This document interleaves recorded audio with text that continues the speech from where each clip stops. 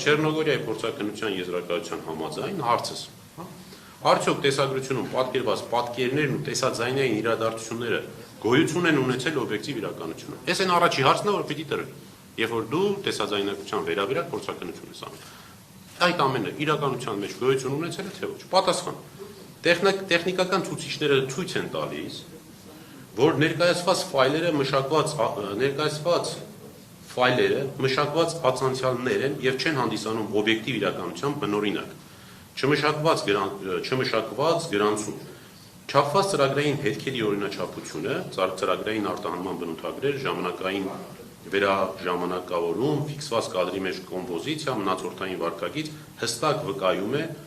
ալգորիթմական արտադրության եւ կամ նյութի վերակառուցման մասին։ Հետևաբար ներկայացված տեսագրություններում ցուցադրված տեսաձայնային իրադարձությունները գնահատվում են որպես կառուցված, մանիպուլացված թվային բովանդակություն։